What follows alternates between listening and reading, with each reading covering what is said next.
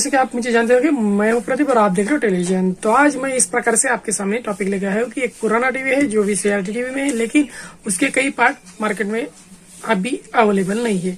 लेकिन उसे कुछ पार्ट के जरिए हम ऐसे एडजस्ट कर सकते हैं। किस प्रकार से हम एडजस्ट करेंगे इसके बारे में मैं बताने वाला हूँ और यही आपको सिखाने वाला हूँ। चाहो तो मैं इस वीडियो को बहुत क्रिटिकल बना सकता हूँ, लेकिन हमें समय की बचत करनी पड़ती है और समय भी बहुत अच्छा है, क्योंकि ज्यादा फास्ट वीडियो बनाने से आपको समझ में भी नहीं आएगा। दोनों प्रकार से मैं इसकी जो है जान रखूंगा और इस वीडियो को मैं बना रहा हूँ। ठीक है, तो मैं अपनी मोबाइल को घुमा लेता हूँ अपनी टीवी के पास और आपको दिखा देता हूँ कौन सा सीआरटी टीवी है जो पुराना है और इसमें किस प्रकार का फॉल्ट है और किसे हम कैसे एडजस्ट कर सके, वो भी चुटकी में। ज्यादातर घर पर रिपेयर कर रहे हो तो ये बहुत अच्छी बात है। तो हम आ गए अपनी दुकान शॉप में, अपनी शॉप में। तो ये है मेरे पास एक यहाँ पर कंपनी दिखा देता हूँ, बीपीएल का एक सीआरटी टीवी है जो यहाँ पर देख सकते हो। पूरा ब्रांडेड कंपनी का सीआरटी टीवी है। ठीक है, FTR और 21 इंच। ठीक है, 21 इंच का ये सीआरटी टीवी है। लेकिन इसका फॉल्ट मैं आपको दिखा देता हूँ किस प्रकार से। फॉल्ट एकदम नॉर्मल है, लेकिन मैं चाहूँ तो आपको बहुत ही क्रिटिकल इसे फॉल्ट में बना सकता हूँ, क्योंकि आपको फर्स्ट अगर आप चाहते हो कि भाई वीडियो को लंबा करें तो वीडियो को लंबा भी कर सकता हूँ, और आप चाहते हो वीडियो को छोटा करें और बस वही बात बताओ कि जिसमें फॉल्ट है तो मैं वही भी कर सकता हूँ। ठीक है, लेकिन मैं इस वीडियो में आपको जरूर ये दिखाना चाहूंगा भाई कैसे कैसे हम वोल्टेज को चेक करें और किस प्रकार से हम जाने कि भाई किस प्रकार से यही फॉल्ट है और यही फॉल्ट में हमें ये सब कुछ मिलेगा। पहले आप इस किट को देखिए ताकि आपको समझ में आ जाए किस प्रकार का ये किट है। बीपीएल कंपनी का आप जानते होंगे, अगर आप टीवी रिपेयर करते हो तो आपको अच्छी तरह से बात जाननी होगी कि भाई ये टीवी बहुत साल पुराना है, ऐसे टीवी अभी बनने बंद हो गए हैं।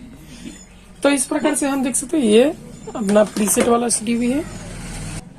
थोड़ा मैं कैमरे को ऊपर घुमा देता हूँ और आपको दिखा देता हूँ। देख रहे हो यहाँ पर बेस पर जो अपना सीआरटी है उस पर कितनी प्रीसेट लगे हैं। 5 प्रीसेट है जो कलर कॉन्ट्रास्ट कलर के लिए होते हैं, और इसमें सब वायरिंग्स है। और ये अपना ब्लिंकिंग के लिए जो पुराने टीवी में पहले रहता था, ब्लैक एंड व्हाइट टीवी में इसी प्रकार से प्रीसेट रहता था जो वीडियो को ऊपर नीचे करने के लिए ब्लिंकिंग में मदद कर देता था, उसे रोकने के लिए। और इस प्रकार का ये टीवी है और इसका फॉल्ट मैं आपको दिखा रहा हूँ और दिखाऊंगा। आप देख सकते हो। अब मेरी वीडियो पर नए हो तो लाइक शेयर सब्सक्राइब करना ना भूले और वीडियो पर बने रहिए, ताकि ऐसी पुरानी से पुरानी टीवी हो या किसी भी नंबर का टीवी हो, किसी भी पुराना टीवी हो, तो आप मुझे कमेंट जरूर कीजिएगा। आपको अगर उसके बारे में जानकारी चाहिए यार, या आप जानकारी के थ्रू मैं आपको बताऊंगा, आप कमेंट कीजिए तभी आपको मैं पूरी जानकारी दे दूंगा। ठीक है, तो मैंने इसे 200 के रेंज पे रखा है, तो इसे मैं अब मेन प्लग में इसे ऐड कर दूंगा ताकि इसके वोल्टेज के जरिए ही हम इसे जानेंगे किस प्रकार से टीवी क्या फॉल्ट है।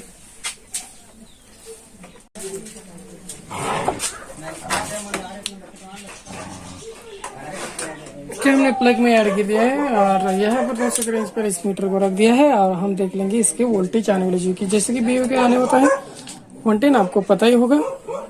तो यहाँ पर कुछ भी वोल्टेज नहीं आ रहा है, वो भी बीओ के लिए कनेक्शन नहीं है। और यहाँ पर 10 वोल्ट आना चाहिए, यहाँ पर 110 वोल्ट आना चाहिए। और जैसे जैसे आपको पॉइंट में अगर पता करे तो यहाँ पर पूरे वोल्टेज आने चाहिए, लेकिन मीटर में कुछ भी वोल्टेज नहीं दिखा रहा है। तो ठीक है, इसका फॉल्ट इस प्रकार से हो सकता है कि भाई इसमें एसी करंट ही नहीं आ रहा है।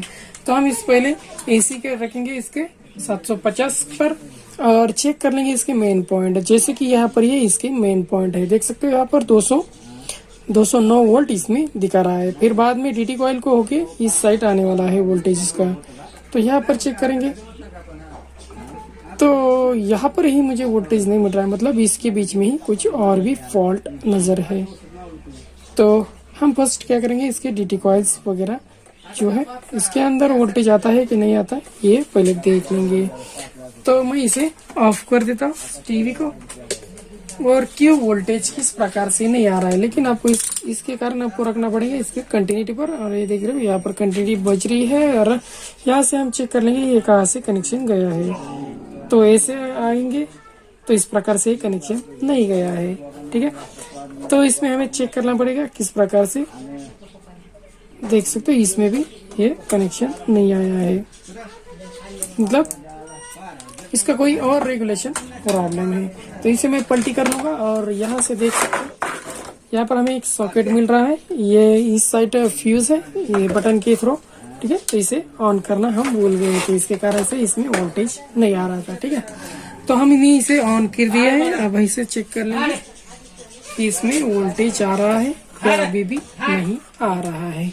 तो यहाँ पर नीचे देख सकते हो, यहाँ पर सीरीज बल्ब चल रहा है, मतलब इसमें वोल्टेज आ चुका है जो कंडेंसर के थ्रू जाएगा। तो इसे थोड़ा साइड में घुमा लेता हूँ और मल्टीमीटर को आपके सामने इसे दिखा देता हूँ कि इसमें कितना वोल्ट आ रहा है, ठीक है। थोड़ा साइड कर लेता हूँ इसे, और यहाँ पर आप देख सकते हो मल्टीमीटर साइड में आपको दिख रहा होगा।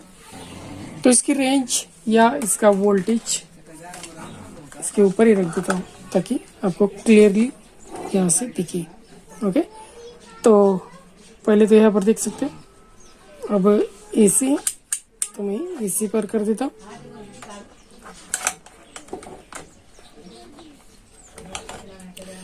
एसी पर कर दिया है मीटर को, देख रहे हो यहाँ पर 202, फिर बाद में इससे रिटर्न होके 202, ठीक है। मतलब इससे बटन से स्विच होके करंट आ चुका है इस वक्त। तो अब बात आती है डीटी कॉइल की। यहाँ पर देख सकते हो, यहाँ पर भी है 200 से 202, ठीक है। मतलब इसका एसी करंट पूरी तरह से वर्क कर रहा है अभी। लेकिन आपको ये ध्यान रखना है कि कभी भी डायरेक्ट वोल्ट से कभी भी चेक ना करें, सीरीज बल्ब से ही करें, ताकि अगर आपसे कुछ गलती हो जाती है तो ये जलेगी नहीं, ठीक है। तो मैं इसके और वोल्टेज चेक कर लेता हूँ कंडेंसर के पास आ रहा है कि नहीं आ रहा। देख रहे हो कंडेंसर पर यहाँ पर हमें कम से कम 270 से आगे आसपास मिलना चाहिए, 300 350 तक, ठीक है। मतलब इसमें लगा होता है कंडेंसर 450 वोल्ट, 400 वोल्ट, माइक्रोफाइट 150 कुछ भी हो सकता है, ठीक है। लेकिन वोल्टेज 450 तक इसमें होता है। तो इसके थ्रू यहाँ पर वोल्टेज नहीं आ रहा। तो यही इसका मसला है कि इसका जो एसी करंट है यही इसमें सप्लाई नहीं हो रहा है और अपने कंडेंसर के थ्रू कंडेंसर तक नहीं जा रहा है। अगर ये फॉल्ट आपको निकलेगा तो आप भी बता सकते हो ये फॉल्ट कहाँ पर निकलेगा। तो आप मुझे कमेंट जरूर कीजिएगा और वीडियो पर बने रहिएगा ताकि पूरी जानकारी मैं यहाँ से देख सकता हूँ। देख रहे हो यहाँ पर बटन से होकर इस साइड करंट आ रहा है, यहाँ से हो सकते हैं ट्रेस करके इस साइड डीसी से करंट हो जाए, ये साइड आ रहा है। और यहाँ पर आपको मिल रहा है एक कॉइल जो कि रजिस्टर होता है, यहाँ से होके ये साइड हो रहा है। आप देख सकते हो यहाँ पर आपको पूरी जानकारी दिख रही है। अगर नहीं समझ में आ रहा है तो आप मुझे आवाज की तरफ जरूर ध्यान दीजिएगा। तो यहाँ से होके बाईपास होके डायरेक्ट आपने जा रहा है कैपेसिटर कंडेंसर के लिए, जो कि 450 वोल्ट या 400 वोल्ट में लगा हुआ इस प्रकार से होता है। तो हम अब एसी करंट की बात करें क्योंकि एसी करंट ही इसमें से प्रवाहित नहीं हो रहा है। तो एसी करंट की बात कर रहे हैं तो पहले तो हम देख सकते हैं यहाँ से ट्रैक हो गए, यहाँ तक आ गए हैं। तो करंट इस साइड आ चुका है, ठीक है। करंट उस साइड आ चुका है तो हम आपको दिखा देते हैं कि करंट यहाँ तक आ चुका है या नहीं, ठीक है। देख रहे हो यहाँ पर ये करंट आ चुका है। तो यहाँ से होके ये साइड भी करंट गया है, ठीक है। यहाँ से पूरी जानकारी है। और यहाँ से होके ये साइड भी करंट गया है, ठीक है। यहाँ से ट्रेस हो गया। लेकिन यहाँ पर एक रजिस्टर है तो इससे होकर ये देख रहे हो यहाँ पर ही फॉल्ट नजर आ रहा है मुझे, क्योंकि यहाँ से ये साइड करंट नहीं आ रहा है। अगर यहाँ से ये साइड करंट आता है यहाँ पर आएगा और यहाँ से रिलीज होके डायरेक्टली इस सेक्शन में चला जाएगा।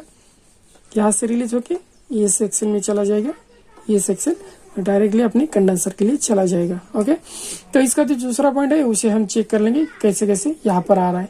तो ये है पॉजिटिव पॉइंट, देख रहे हो पॉजिटिव पॉइंट में एसी करंट आ रहा है, वो भी कंडेंसर के पॉइंट वाले। लेकिन ये सेक्शन जो है माइनस, उससे होकर ही करंट इसमें नहीं आ रहा है। यहाँ पर 290 हो रहा है, लेकिन किस प्रकार से हुआ है, वो यहाँ से होकर इस साइड गया है और यहाँ से रिटर्न इस साइड आया है, ठीक है। लेकिन इसमें से जो पावर है वो पड़नी चाहिए, जैसे कि ये साइड यहाँ पर हमें करंट मिलना चाहिए। तो यहाँ पर कुछ भी करंट नहीं मिल रहा है, क्यों कि इसकी वजह हो सकती है ये रजिस्टर। तो हम इसे कंटिन्यूटी पर चेक करें। इस प्रकार से अगर आप वोल्टेज चेक करोगे तो यहाँ पर आपको वोल्टेज दिखाएगा, लेकिन इस प्रकार से वोल्टेज कभी भी चेक नहीं होता है, क्योंकि इसका जो साइकिल है वो पूरी कंप्लीट हो रही है इस जगह पर, और यहाँ से शॉर्टेज होने के कारण ये साइकिल कंप्लीट हो रही है और वोल्टेज उस जगह पर दिखा रहा है। तो इस प्रकार से कभी भी पावर सप्लाई अगर आप चेक करोगे तो कभी भी पावर सप्लाई आपका सॉल्व नहीं होगा। तो सही मायने में यहाँ पर हमें फॉल्ट इसका जो है वो मिल चुका है, और किस प्रकार से फॉल्ट मिल चुका है ये भी बताऊंगा। तो पहले तो हम इसे कंटिन्यूटी पर रखेंगे इस मीटर को, ताकि इसका जो रजिस्टर है वो रजिस्टर डायरेक्टली हमें कंटिन्यूटी पर ही बजना चाहिए और बजे लगना ही चाहिए, ठीक है, क्योंकि वहां पर 30-40 ओम्स के बागे ही होगा वो। देख रहे हो यहाँ पर कुछ भी कंटिन्यूटी नहीं दिखा रहा है। तो इसे मैं पलटी करके आपको दिखा देता हूँ कि किस प्रकार का रजिस्टर इसमें ऐड किया है, और यहाँ पर आप कौन सा रजिस्टर यूज कर सकते हैं। अगर आपको मार्केट में ना मिले तो आप कौन सा रजिस्टर मिलेगा और आप इसमें कैसे जुगाड़ कर सकते हैं। फिलहाल तो मैं इस किट को मैंने सीधा कर लिया है, और यहाँ पर देख सकते हो यही है वो रजिस्टर जो कि इसमें से वोल्टेज पास नहीं हो रहा है, वो भी एसी करंट। तो मोबाइल को मैं स्टैंड से निकाल लेता हूँ, और यहाँ पर मैं आपको दिखाने की कोशिश करता हूँ कि किस प्रकार का रजिस्टर यहाँ पर लगा हुआ है। जैसे कि देख रहे हो 7 वोल्ट, यहाँ पर 7W किया है, और 5.616 QK, ठीक है, 5.6 QK इस प्रकार से इस पर लिखा है, और 6D3, और ये इसका जो आइकन है वो दिया है। इस प्रकार का ये रजिस्टर है, और इस रजिस्टर का को हमें कंटिन्यूटी मिलनी चाहिए, लेकिन कंटिन्यूटी नहीं मिल रही। तो इस प्रकार से हम इसमें कैसे जुगाड़ कर सकते हैं, जैसे देसी जुगाड़ बोले या किसी प्रकार का जुगाड़ आप बोल सकते हो, लेकिन कोई पर्याय नहीं है, क्योंकि इस प्रकार के रजिस्टर ज्यादातर मार्केट में नहीं मिलते हैं, और अगर मिल भी जाते हैं तो वो काम ज्यादा वर्किंग नहीं करते, क्योंकि ये रजिस्टर हमारा हमें कभी कभी शॉर्टेज हो जाता है। लेकिन इससे हम बच सकते हैं किस प्रकार से, तो हमें यहाँ पर कुछ भी नहीं है, यहाँ पर करना है, मतलब जैसे कि ये फ्यूज हो गया, तो ये एक फ्यूज ही है जो रजिस्टर के रूप में यहाँ पर दिखाई दे रहा है। तो यहाँ पर पूरी देख रहे हो इस प्रकार से मैंने तार लिया है। आपको अगर ना दिखे तो भाई जरूर आवाज की तरफ ध्यान दीजिएगा, और इस प्रकार से हम क्या करेंगे, इसको जम कर लेंगे, और ये होगा अपना डबल फ्यूज।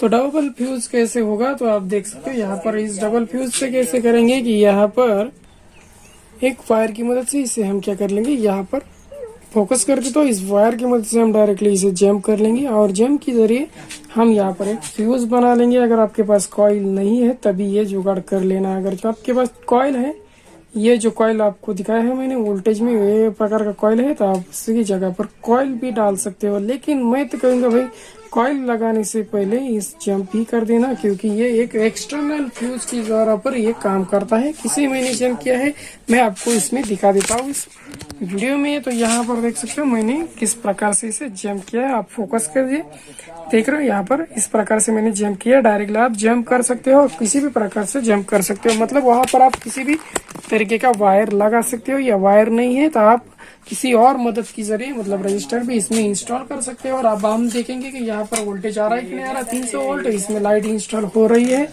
या नहीं हो रही है। तो इसमें मल्टीमीटर पर यहाँ पर रख दिया है 1000 की रेंज पर, क्योंकि इसका वोल्टेज जो है बहुत ज्यादा होता है। कंडेंसर का वोल्टेज अगर हम चेक कर लेंगे तो यहाँ से हम यहाँ पर पॉजिटिव नेगेटिव में यहाँ पर पकड़ लेंगे, और इसके जो वायर्स है वो डायरेक्टली अपने प्लग में इसे ऐड कर देता हूँ, वो भी सीरीज में। कभी भी आप डायरेक्टली इसे यूज नहीं कीजिएगा। नीचे आपको दिख रहा होगा यहाँ पर सीरीज बल्ब चल रहा है, और यहाँ पर मैं आपको दिखा देता हूँ। देख रहे हैं यहाँ पर भी एक एलईडी ग्लो कर चुकी है, मतलब अपना टीवी जो है स्टैंड बाय हो चुका है। तभी भी मैं आपको वोल्टेज दिखाता। तो ये कंडेंसर के 2 पॉइंट है, यहाँ पर हमें मिलना चाहिए 300 वोल्ट, ठीक है।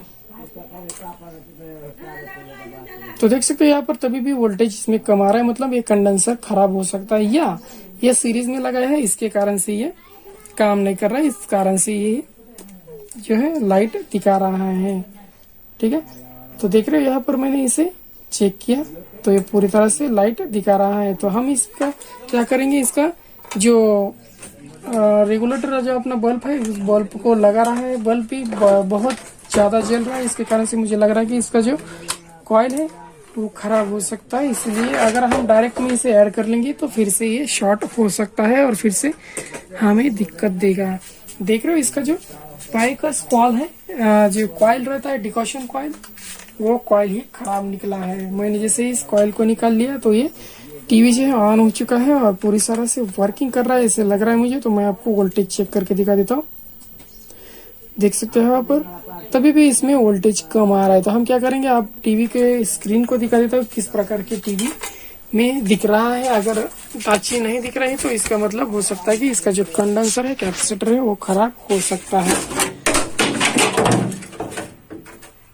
देख सकते हैं यहाँ पर टीवी जो है पूरी तरह से वर्क कर रहा है, मतलब ठीक है, ठीक ठाक है और अच्छी तरह से चल रहा है। चाहे तो आप यहाँ पर ब्लिंकिंग कर रहा है तो उस पर ध्यान ना दीजिए, क्योंकि ये ब्लिंकिंग अपने मोबाइल में रिकॉर्ड करते समय हो रहा है। ब्लिंकिंग का कोई भी फॉल्ट इसमें नजर नहीं आ रहा है। यहाँ पर देख सकते हैं मैंने इसके बटन को प्रेस कर दिया है तो इस प्रकार से वैल्यू लिखा है। और ये पुराना टीवी इसलिए ये इसी प्रकार से दिखेगा, क्योंकि इसमें ज्यादा क्लियरिटी नहीं मिलने वाली है। वीडियो में क्लियरिटी मिल सकती है, वो भी वाइटनेस बहुत ज्यादा हो सकता है। ये पुराना टीवी है, इस वजह से मैं यहाँ पर कुछ की को इस्तेमाल कर लेता हूँ और आपको और क्लियरिटी दिखा देता हूँ कि किस प्रकार से यहाँ पर क्लियरिटी दिख रहा है। देख रहे हो यहाँ पर 38 यहाँ पर दिखा रहा है, लेकिन ये भी जैसे ही कर लेता हूँ तो ये भी एकदम क्लियर दिख रहा है।